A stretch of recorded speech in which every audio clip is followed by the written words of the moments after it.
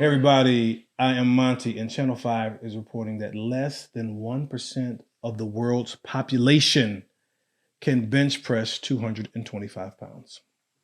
This is Shinobi, and I'm also reporting that as of now, astronauts reportedly grow taller while in space. Oh, that's a good one. That's excellent. That's why you listen to this show. The spine and stuff. That's true. Yeah, I could see that. All that stuff.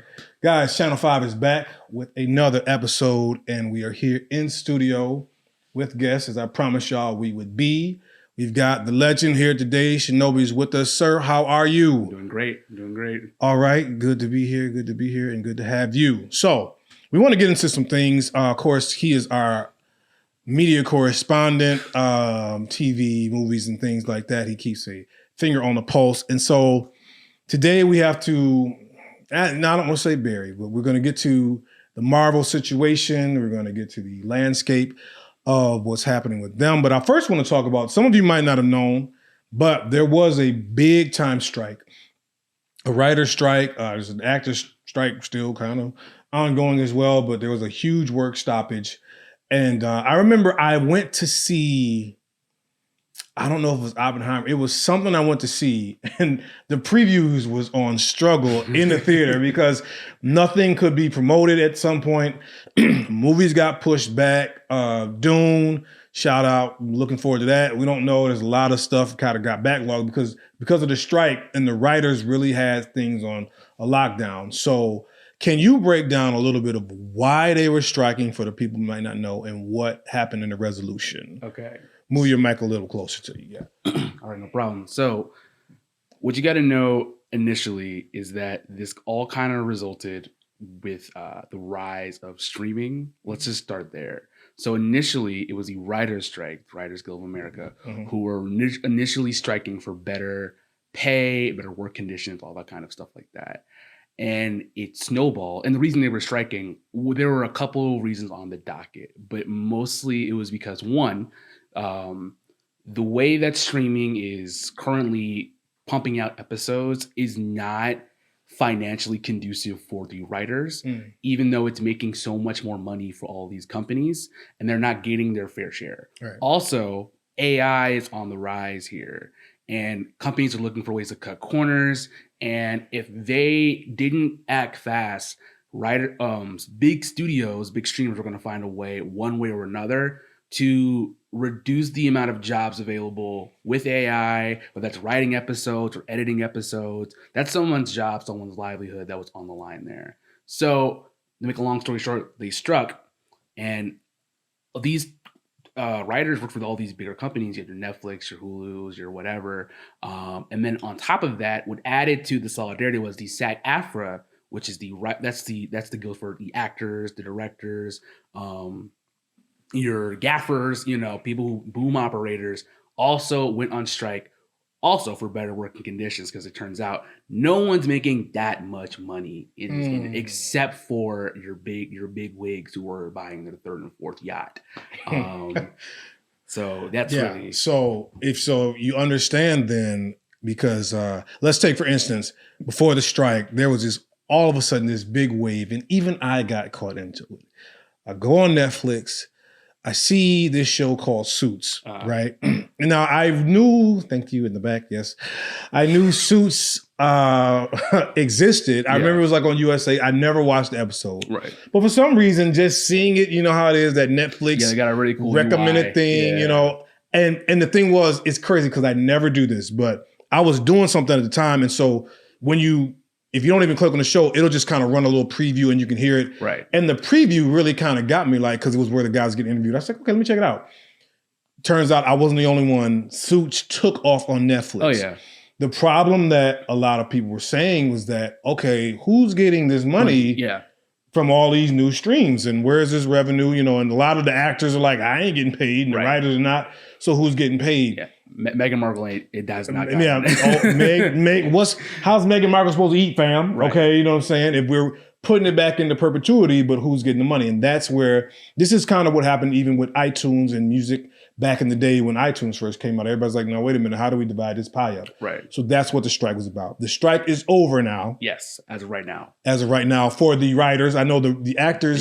They're also off strike. Okay, they're off strike. So everyone's getting back to work. Do you feel like they got what they were really looking for? I think that I knew for a fact that besides one studio, which is A24, no one else has met like the dream list of demands. It benefited A24, which is a studio. They do a lot of auteur films. They do a bunch of like, you know, kind of semi out there, but they're an indie. They're like an indie studio, but like the highest profile indie studio right now. Yeah. So it benefited them because they immediately got unstruck by both unions because they met the demands immediately. And outside of that, I think as of right now, as of what I know, they're the only studio that's met all the demands from, you know, extended lunches and all. It's a very consecutive list of things that they're asking for.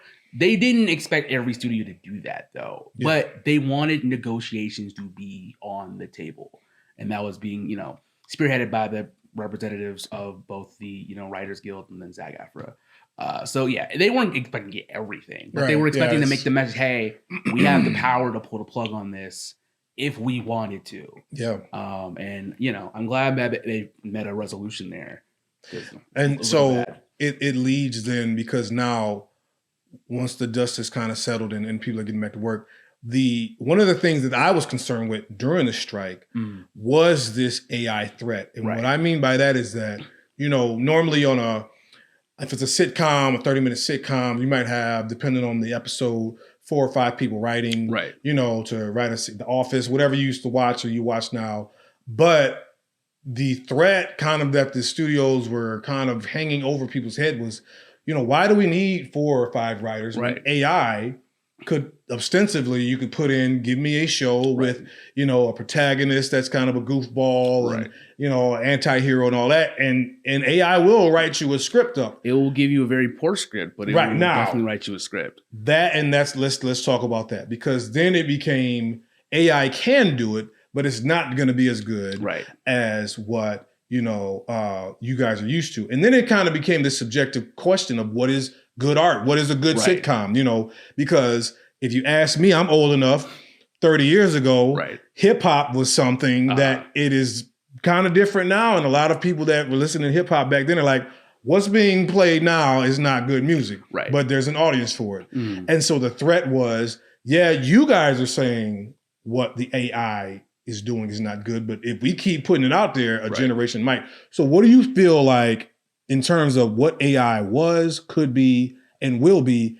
Is it still going to kind of be a looming threat for writers in jobs like that? I think as of right now, it definitely is a threat, and not just for writers, I'm an artist, so visual artists as well. Yes, yeah. One thing it's doing that I think not a lot of people are talking about, it's making every market is now way more competitive than it was before.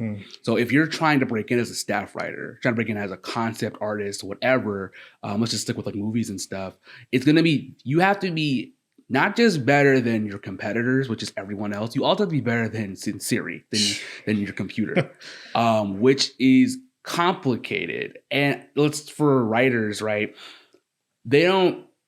I think a lot of the disconnect comes from executives who are trying to cut corners and make money, and then the working people. There's a big sandwich gap here in the middle here. They think, oh, if they can write scripts and punch up dialogue, then what do we need all these staff writers for? The staff writers are saying, listen, man, we don't just write the script. We collaborate. We tweak things in real time. Like, you're paying us to stay on the set. So when a writer says, I can't do this dialogue, it's a tongue twister, switch out my dialogue with something else that makes sense, the writer can do that in real time. You're paying for that entire skill set. AI cannot do that. But if all that's under your thing is writer, then that's all they see. And that's what the majority of most strikes are. It's like, we do so much more work than just writer. I'm a script doctor. I'm a dialogue coach. I'm a, accent, instructor. You do a bunch of other hats. You're only getting paid for writer, and they're trying to take away your pay for a writer. You're not getting paid for any of the other stuff. Yeah. So, and yeah, a bunch of AI cannot do. And like you said, what makes good art? It's going to start with the fear is it's going to start cutting corners. Then it's going to start deleting corners, and then now what do we need besides an idea from an executive throw it into AI? This is clearly a quality project. Who would object to it? And it's not. It's looking bad. It's definitely looking bad now. Yeah, so it's just been an interesting to kind of watch how both sides were trying to navigate, and it seems like they recognize that, again, like you say, a guy that's talented that can write jokes and things like that. It's just the talent level is never going to really, AI I don't think can really replace that. It can try to replicate what it sees and things like that, but the origin of it, to me, that inspiration, that organic, model of it, it can never truly be replaced. But that's me. And again, we've had some talks about AI and some other shows and things like that, but I wanted to hit that as well. So now that we're back, pretty much, I want to talk about the landscape of one of the biggest, if not the biggest, studios out there, which is Marvel. And it's since we said a sweet goodbye to Tony Stark, and my favorite superhero, we let him go off to the great iron sky. It's been a little struggle for Marvel, and little might not even be the right term. It's been a big struggle. And I believe the latest iteration, I think it was the Marvels, I had it up. I think they did like 47.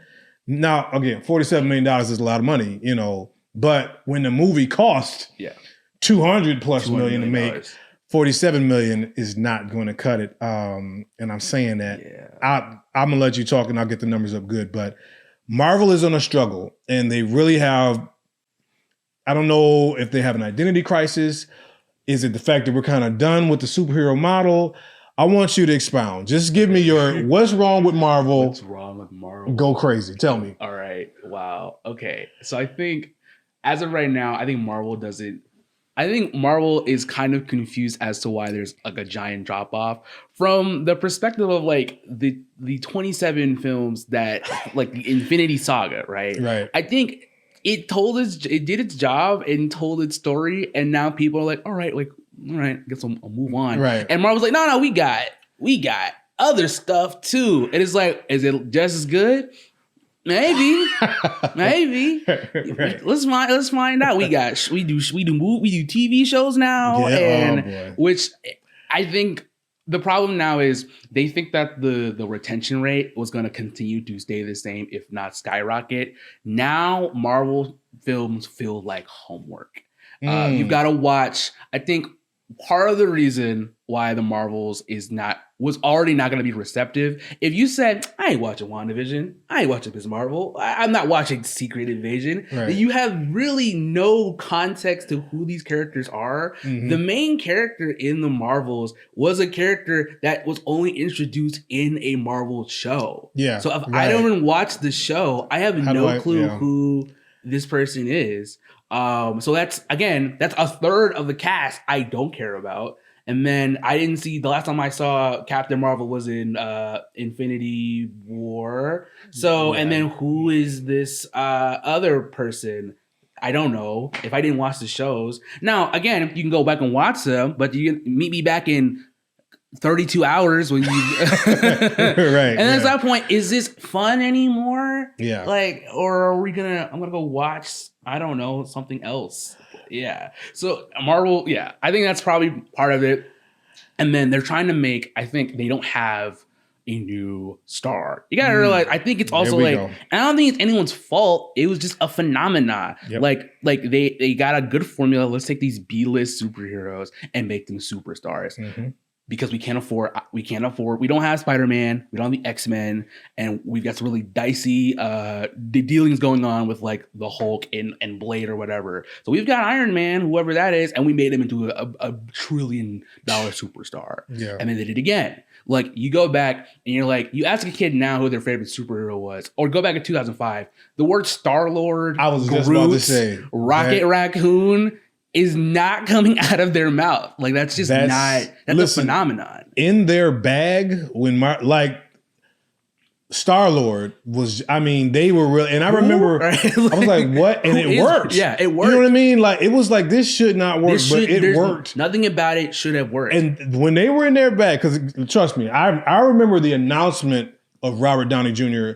as Iron Man. And as an Iron Man fan, I was like, absolutely not. Right. What is happening right now?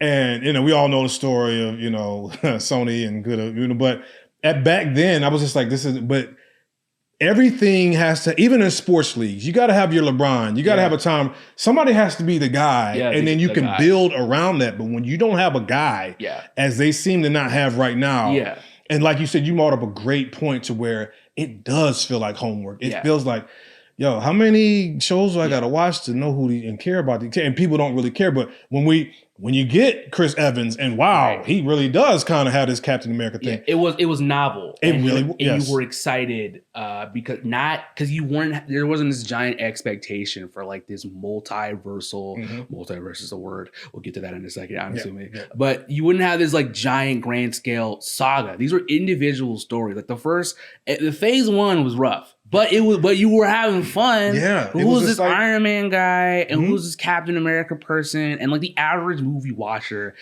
is not that knee deep into comic books where you know every single, they got the star is 2 inches to the left on his chest. That's right. I don't like.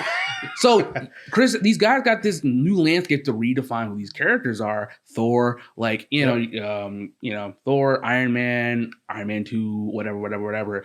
And now we've got an established mindset. Okay, that's a Tony Starkism. And now you're like, oh, Captain Marvel's acting way too much like Tony Stark, but only Tony Stark in the concept of like the Marvel. So we've got context. We didn't have context before. So this is awesome. This is great. And this is why, and I'm gonna say it, and I'm just gonna put it out there.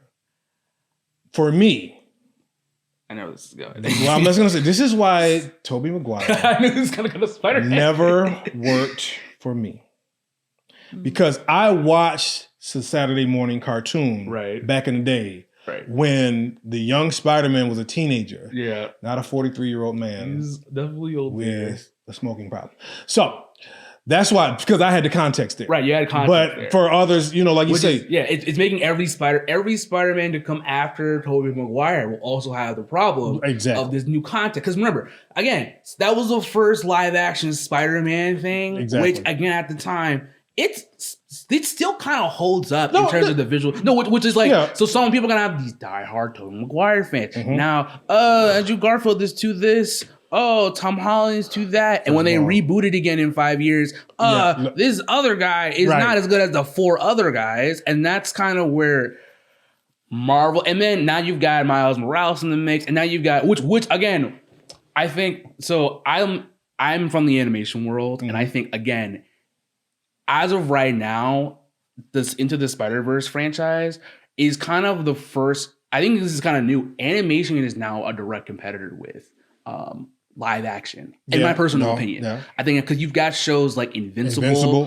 which are now doing, it's unheard of. That's an hour-long serial drama. That's crazy. That is animated. That's not a thing before. No. Which is now, that's competing with your Law and Order procedurals, with your, I don't know, like your FX shows or whatever. And it's animated, and the limitations on what you can visually do have expanded now. Same thing with Spider-Verse. Same thing with there's a show called Arcane. It's a League of Legends and it's got the same kind of level of quality though. But these are shows that take the same amount of money to make, but are usually more accessible to digest. They look visually stunning. You don't have a bunch of you have other limitations, but not in the same, different levels of storytelling. And now that's competing with your Marvels, with your DCs and etc., which also have IPs that can be animated. But again, it was a phenomenon that worked. I remember in December 2019, I saw Spider-Verse. I had very low expectations. I'm a Miles Morales fan. That movie blew my mind. It was amazing. It didn't catch up until it was on streaming services much later. So I think Marvel either has to come along with a new phenomenon that's gonna like blow your mind in order to get new fans and old fans excited, which is that's gonna be hard, because I remember talking, it might have been you or somebody else, and I said, even the formula now is you come up with a character, But now it's not just that character can singularly be in a movie. Right. Because then the execs are going to be, can we make it a series as well? Yeah. And then can we animate this way? I'm just saying that, there's plenty of heroes. You pick some guy out and make him a hero. And there's so many things that have to now intertwine with it. Everything has to be a franchise. It has to be a franchise. It's almost like everyone's put themselves in this hole. Well, you have to be a franchise to succeed now. You can't. Yeah. We can't do it. It's like they made so much. They making money. They have money, but now it's a financial risk if we don't make this into an action figure, lunchbox, T-shirt, whatever. Which, I think that's also the thing. You can't innovate unless you're in a very small sandbox here. And those expectations were not on the first Iron Man that came out. We just were like, okay, let's see if it works. And the part of it is the part of it that I will stress anytime I see a movie, I don't care, DC or Marvel or whatever, it is that it's not so much the heroes.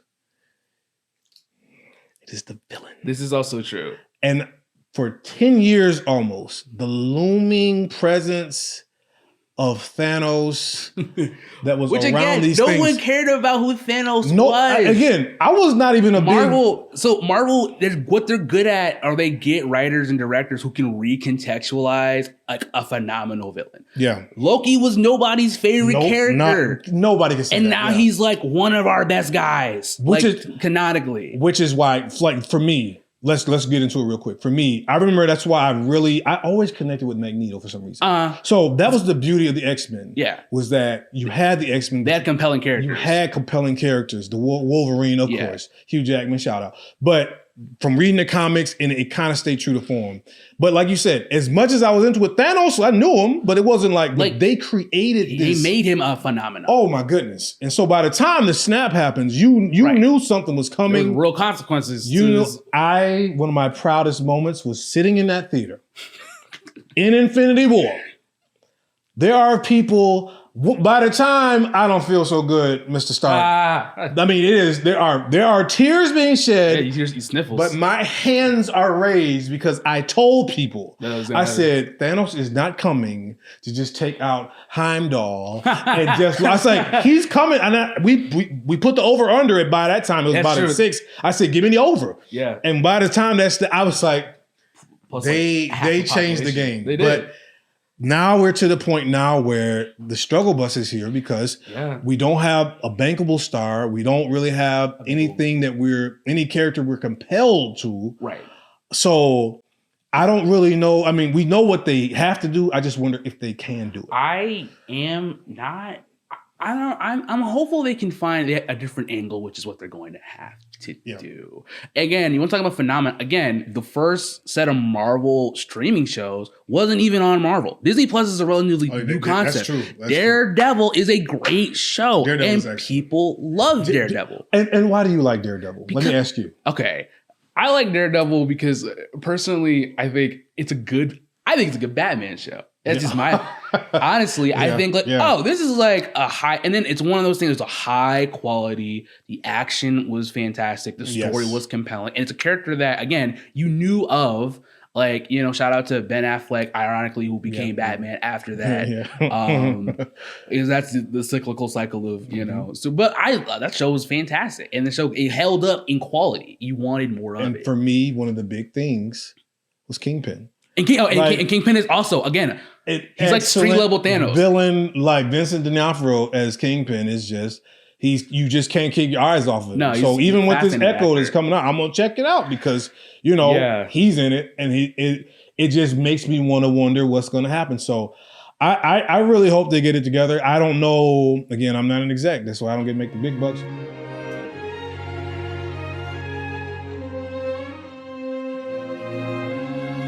All right, so one more question for Shinobi, what we have in studio. It's good to be back in studio as well. Sir, is there a young actor or just established actor that can pull an RDJ for the studio? And Marvel, DC, whatever.